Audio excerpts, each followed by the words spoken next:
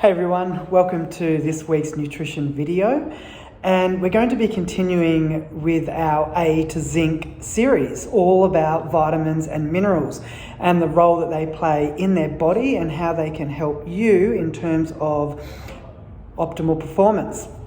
So last week we talked about vitamin A, starting at the very beginning of the alphabet. Today we're going to be talking about B vitamins. Now, for those who don't know, B vitamins are a group of water-soluble vitamins that are essential for several important functions in the body, and this includes things like supporting metabolism and also helping the body produce energy.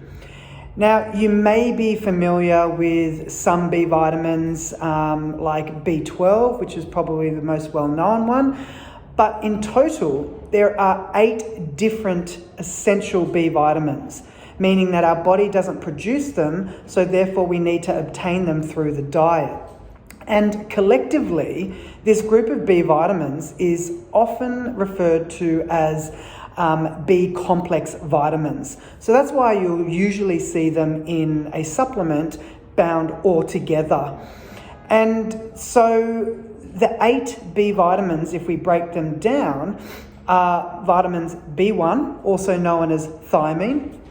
We've got vitamin B2, which is known as riboflavin, vitamin B3, known as niacin, vitamin B5, known as pantothenic acid, and then we've got vitamin B6, known as peroxidine, and then we've also got vitamin B7, biotin, B9, which is folate, and of course B12, known as cobalamin. So we're going to be going through all of those, but not today. We're going to be focusing on vitamin B1 or thiamine. So as I mentioned, the B vitamins are water soluble, and that means that they dissolve quickly in the body.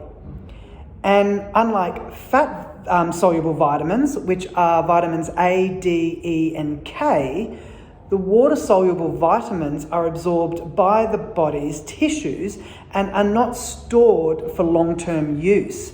And therefore, any excess water-soluble vitamins are then excreted through urine, sweat, and also feces. For this reason, regular intake of each of those B vitamins is absolutely necessary to maintain those optimal levels in the body.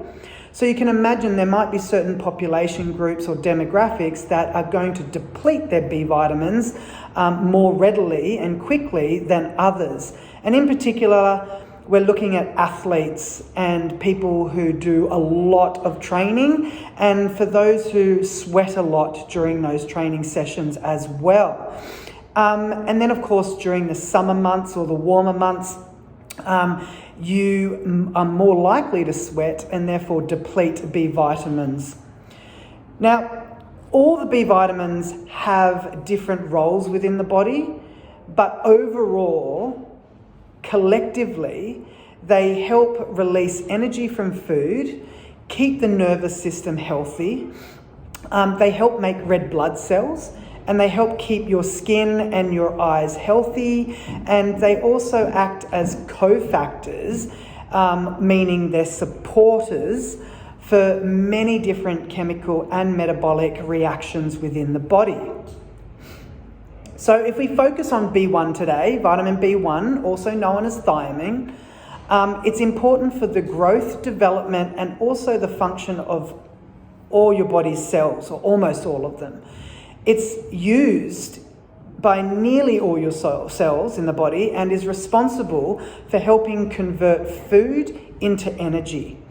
And since the human body is unable to produce thiamine, it really must be consumed through various thiamine-rich foods. So therefore, the foods that contain high amounts of thiamine are macadamia nuts, beef liver or offal in general, pork, and the pork loin seems to be very, very high in thiamine, salmon, flax seeds, green peas, which are cooked, tofu, brown rice, mussels, black beans that are being cooked, lentils that are cooked, edamame, which are the soybeans, which have also been cooked. And then you've also got things like asparagus and also fortified breakfast cereals. So there are a lot of high fibre breakfast cereals that are fortified with the B vitamins.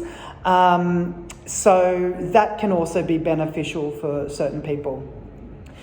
So if we were to look at deficiency in thiamine, it's pretty uncommon, and especially in developed countries.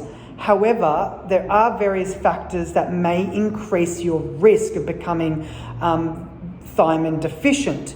And these include people who are alcohol dependent, old age, people who have HIV or AIDS, people with diabetes, predominantly type 2 diabetes, people who have undergone bariatric surgery, people on dialysis, and also people who are taking high-dose diuretics, so meaning that they're going to be flushing out their system and urinating quite frequently and therefore depleting these nutrients. So let's talk about the signs and the symptoms of thiamine deficiency. And many people don't actually realise that they have a deficiency, as many of the symptoms are subtle and often overlooked, and that they can contribute to other factors where they might think the problem lies. So therefore it can be quite complicated to diagnose deficiency. But the typical signs and symptoms of deficiency include loss of appetite, fatigue, irritability, reduced reflexes, tingling sensation in the arms and your legs, muscle weakness, blurry vision, nausea and vomiting, changes in your heart rate, so maybe some palpitations, and also shortness in breath and delirium. So as you can see, a lot of these symptoms are considered quite general and could be a result of other factors that are going on within the body or other conditions for that matter.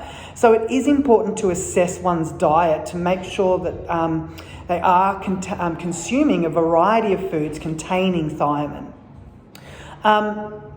Otherwise, if there is a deficiency and diet is a challenging factor, then supplementation can really help reverse deficiency quite quickly. So that is my snapshot overview of vitamin B1, also known as thiamine. If you've got any questions, please don't hesitate to comment. And in my next video, I will be talking about the next B vitamin in line, which is riboflavin or vitamin B2.